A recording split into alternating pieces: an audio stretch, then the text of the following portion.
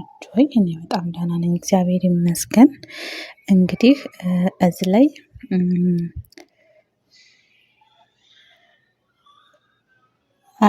ወይዘሮ አዜብንና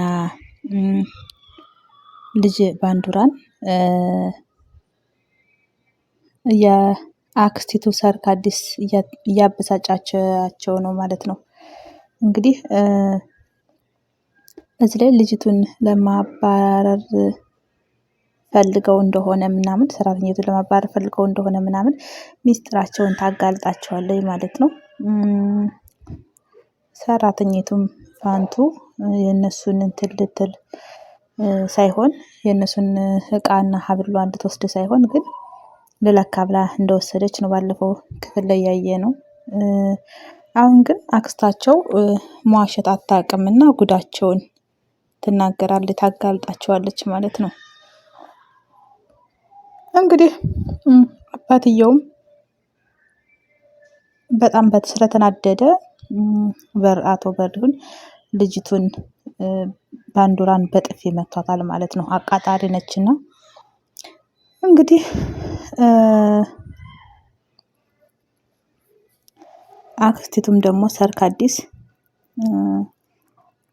እንደዚህ ትመታታለህ፣ መመታት አልነበረብህም ነበር ምናምን ያች ታቃጥራለች። እንግዲህ አዜብም ትበሳጭና ይበቃሻል፣ እንዴት እንደዚህ ቤታችንን የበጠበጥሽ ነው እኮ፣ ለምን ከህይወታችን አትወጭም? ለምን ቤታችን፣ ትዳራችን፣ ህይወታችን የምትበጠብጭው ምናምን ብላ ጮህ ብላ ትናገራታለች ማለት ነው። እንግዲህ አባልም በሬውን ጭራሽ እናንተ ጥፋት ብሶ ደግሞ የምታረጉት የማንሷችሁ ደግሞ እንደዚህ እንትን ትላላችሁ ወይ፣ እሷን ትናገራታላችሁ ወይ እህቴን ምናምን ብሎ ተበሳጫጭቶ ባልም ይናገራል። እንግዲህ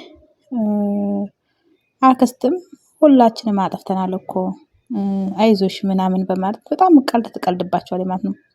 እንግዲህ አዜብም ትናደድና ልጅቷን ባንዱራን ይዛት ወደ ክላስ ትሄዳለች። በዚህ መሀል እንግዲህ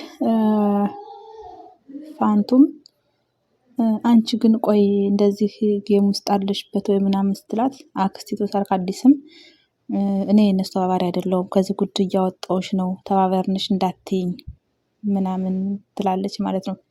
እንግዲህ በዚህ መሀል ሰራተኛቱም ስራዋን ትቀጥላለች። አክስቲቱ ሰርክ አዲስም እንግዲህ ዘወር ብላ ወደ ውስጥ ትሄዳለች ማለት ነው። እንግዲህ በዚህ መሀል አባትየው በጣም ግራ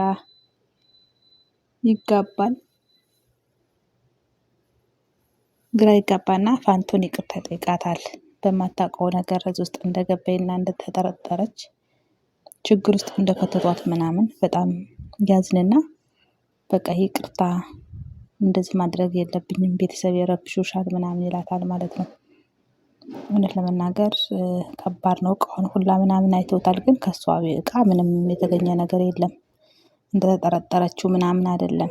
የቤት ሰራተኛ መሆን በጣም ከባድ ነው። እሱም እንግዲህ ነገሩ ከልክ በላይ ምናምን ስላበሳጨው ራሱን ይነቀንቅና እንግዲህ ባንዱራ እና እናቲቱ አዜብ እንግዲህ ክላስ ውስጥ ይገቡና እኔ በቃ ሰለቸኝ፣ እንዴት ህይወታችን እየጠበጠች ነው፣ አክስታችን እንዴት ታስመታኛለች ምናምን እያለ እያለቀሰች ለአዜብ ትነግራታለች ማለት ነው። አዜብም እንግዲህ አትመኝ፣ አታያት፣ አይዞሽ ምናምን ትላታለች ማለት ነው። እንግዲህ አክስቲቱም ደግሞ እነሱን የምትደግፍ መስላ እንደምትጠላትና እንደማትወዳት ምናምን ስትነግር አብራ እንደምታግዛቸው ነበር የተረዱት። አሁን ግን ለሰራተኛይቱ ምናምን እሷን ነው ያስመታቻት ማለት ነው። እውነት ለመናገር ለህሊናም ለእውነት መናገር ጥሩ ነው። እንግዲህ ልጅቱ ባንዱራም ከገረድ ፊት እነመታኝ ምናምን እያለች ትበሰጫጫለች ማለት ነው። እንግዲህ ያሰቡትና ያቀዱት ነገር ከሽፎባቸው በዚህ ልክ ወደ ዱላ ምናምን መመታቷ ነው ያናድዳት። እንግዲህ አዜብም ለምን ሰው ታምኛለሽ? አክስትሽን ለምን አመንሻት? አክስትሽ እንዲህ ልታዋርድሽ ነው፣ ሚስጥረኛ ይመስላ ሁሉ ነገር ያወቀችብሽ ምናምን ብላ ትላታለች ማለት ነው። እንግዲህ አዜብም ልጇን መናደድ እንደሌለባት እና መበሳጨት እንደሌለባት ሁሉን ነገር በትዕግስት ማለፍ እንዳለባት ምናምን ተናግራታለች ማለት ነው። እንግዲህ ልጅቱም በአንዱራት በጣም ተናዳ ስለነበረ መመታቷ ሰው ፊት አናዷታል። የሰራችው ሴራ ምናምን ስለከሸፈባት ትናደድና ክላስ ውስጥ ብቻዋን መሆን እንዳለባት ምናምን ብቻዋን ማልቀስ እንዳለባት ምናምን ትንትላለች። እንግዲህ እናትም በጣም ተበሳጭታለች። እንዴት እኔ ያሰብኩት ሌላ ልጄን አስመታዋት ምናምን እያለች ትበሰጫጫለች ማለት ነው። እንግዲህ በዚህ መሀል አካሄዳቸውና ያሰቡት ነገር እንደፈለጉት ስላልሆንላቸው በጣም ተናደዋል እናትና ልጅ።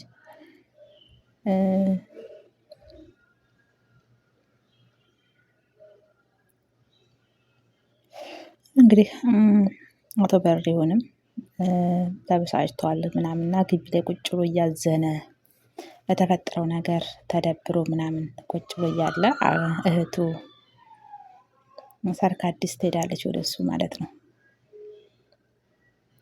እንግዲህ ባንዲራ ላይ ልጁ ላይ እጁን ማንሳቱ ምናምን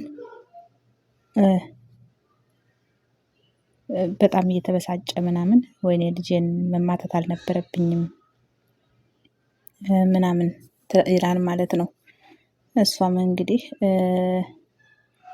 ሶሊ ደግሞ ፍቅረኛ ይዛ እቤት ተዘግታ ነው የምትውለው እንዳትወጣ ምናምንና ነፍሰ ጡር ነች፣ አርግዛብታለች።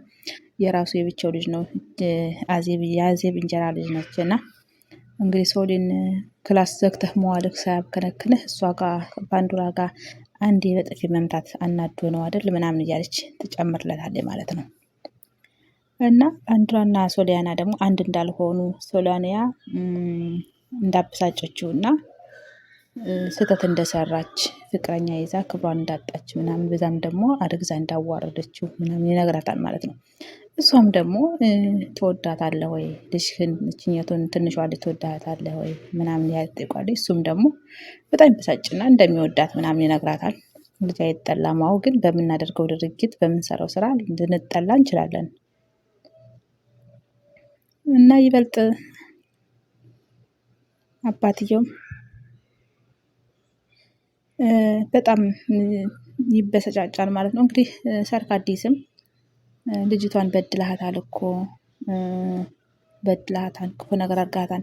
በዛ ላይ ደግሞ ያረገዘችውን ልጅ አባት እንዳይኖረው አድርጋን አባቱን ገድለህባታል ምናምን እያለች ታበሳጨዋለች ማለት ነው። እሱም እንግዲህ ከሞትም በላይ እንደሚገባውና እንደደፈረው እንዴት እንደዚህ ያደርገኛል ከጫፏን መድረስ እንደሌለበት እና እንደዚህ አድርጎ ህይወቷን ማበላሸት እንደሌለበት ይናገራል ማለት ነው። እንግዲህ ፍቅር አሸናፊ ነው። ፍቅር ባይደረግ ጥሩ ነበር፣ ግን ከሆነ በኋላ ደግሞ እንዴ ከተፈጠረ በኋላ እንግዲህ ልጆቹ ወደ አንድ የሚጠቃለሉበትን ነገር ማመቻቸት ነው እንጂ የልጅቱን ፍቅረኛ ገድሎ ልጅቱንም ያለ ፍቅረኛዋ የጸነሰችውን ልጅም ደግሞ ያለ አባት ማስቀረት አልነበረበትም። በጣም ከባድ ነው እውነት ለመናገር። እንግዲህ አክስቲቱም እህቲቱ ስለ ፍቅር ታውቃለህ ወይ? ፍቅር ማለት ምን ማለት ነው ላንተ ግን ምናምን ትለዋለች። እሷም ደግሞ ሶሊ እንዴት ፍቅር አይዛትም ታዲያ ፍቅር ሊይዛት ይችላል እኮ ምናምን ትለዋለች ማለት ነው። እሱም እንግዲህ ማንም ሰው በክብር መሆን ነው ያለበት፣ ከክብር በታች ያደረገችኝ ፍቅር ከክብር ጋር ነው። ይሄን አምናለሁ። አዎ ፍቅር ከክብር ጋር ነው።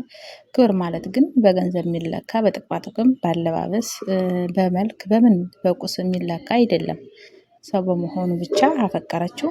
ይህ ትክክለኛ ፍቅር ነው ማለት ነው። ሌላው ከኋላ የሚመጣ ነው። እንግዲህ ስለ ሚስቱም ትጠይቀዋለች። ስለ ወይዘሮ አዜብም ትጠይቀዋለች። እንግዲህ ሚስትህን ወይዘሮ አዜብን አፍቅራት ነው ወይ ያገባሃት?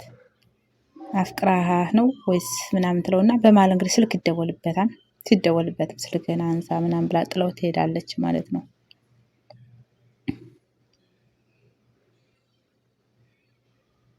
እንግዲህ በዚህ መሀል ፋንቱ ደግሞ በጣም ትወዳታለች። ፋንቱ ሶሊን በጣም ትወዳታለች እና ክላስ ገብታ ታወያያታለች ምናምን ታጽናናታለች ምናምን እንግዲህ ስለ ባንዲራም ትጠይቃታለች። እንዴት በዚህ ርቀት ሄደችው ለምንድን ነው ምናምን እያለች ትጠይቃታለች። እና በዚህ መሀልም እንግዲህ ፋንቱ ስለ ልጁ አባት ሶሊ እንድትነግራት ምናምን ትጠይቃታለች። እንግዲህ ሶሊም በጣም እንዳዘነች እና ደስተኛ እንዳልሆነች ሁሉም ነገር ግራ እንደገባት ምናምን ትነግራታለች። እንግዲህ ፋንቱም ንገሪኝ፣ እኔ ከአንቺ ጋር ስሆን በጣም ይቀለኛል፣ እኔም ደግሞ አንቺን ለመስማት ይቀልሻን ብዬ ስላሰብኩ ነው የጠየቅኩሽ ምናምን ትላታለች ማለት ነው። እንግዲህ ሶሊም እንግዲህ ተመልሳ ስለ ፋንቱ ልጅ ትጠይቃታለች ማለት ነው። ልጇን በስልክ አግኝተው እንደማታውቅና እንደምታውቅ ከልጇ ጋር ያላትን ግንኙነት ምናምን ትጠይቃታለች ማለት ነው። እንግዲህ በዚህ መሀል ፋንቱም አይ ስለዚህ ነገር እንኳን ማውራት አልፈልግም ብዙ ታሪክ አለው ትላታለች። እንግዲህ ሶሊም ደግሞ አንቺ ስለኔ ትጠይቂኛለሽ እንጂ ስለ አንቺ ስለተፈጠረው ነገር ምንም ነገር ማወቅ እንትን ማለት መናገር ምናምን አትፈልጊም፣ ማሳወቅ ምናምንም አትፈልጊም ትላታለች ማለት ነው። እውነት ነው። አንዳንዶቻችን የራሳችንን ታሪክ ማውራት ደስ አይለንም። አንዳንዶቻችን ደግሞ አውርተን ለምንወደው ሰው ስናወራ ቅልል የሚለን አለን ማለት ነው።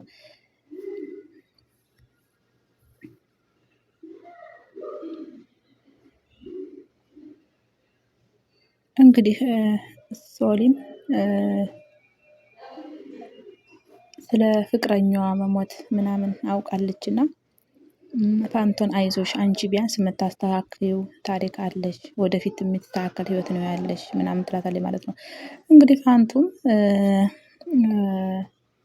ማነው ሶሊም የእሷ ህይወት ግን ያው ስለሞተ ምንም የሚስተካከል ነገር እንደሌለው ያበቃ ህይወት እንደሆነ ምንም ነገርም ወደፊት ማስተካከል ተስፋ እንደሌላት ምናምን ትጠይቃታለች ማለት ትነግራታለች ማለት ነው። እንግዲህ በጣም ከባድ ነው እውነት ለመናገር የሚወዱትን ሰው ማጣት። የቤተሰብ ጣልቃ ገብነት ከባድ ነው። እንግዲህ በዚህ መሀል ሶሊም የፍቅረኛውን ታሪክ ታስታውሳለች። ያሳለፉትን ጊዜ ያሳለፏቸው ጥሩ የፍቅር ጊዜያት፣ የሚደባደቡት፣ ወክ የሚሄዱትን፣ ፕራንክ ምናምን የሚያደርጋትን እንዲሁም ደግሞ ለፍቅር አዲስ እንደሆነች የምትነግረውን እሱም ደግሞ ገና ወደፊት ብዙ ተስፋ እንደሚሰጣት እና ብዙ ከዚህ በላይ እንድታፈቅረው እንደሚያደርጋት ምናምን ብቻ በጣም ደስ ይላሉ። ወክ እያደረጉ ብዙ ደስ የሚሉ ጊዜያቶችን አሳልፈዋል። ቤተሰብ ባይፈቅድላቸውም ምናምን ማለት ነው። እሱም ደግሞ የታመመ በመምሰል በመውደቅ ያስደነግጣታል። እሷም ደግሞ በጣም ደስ ይላሉ።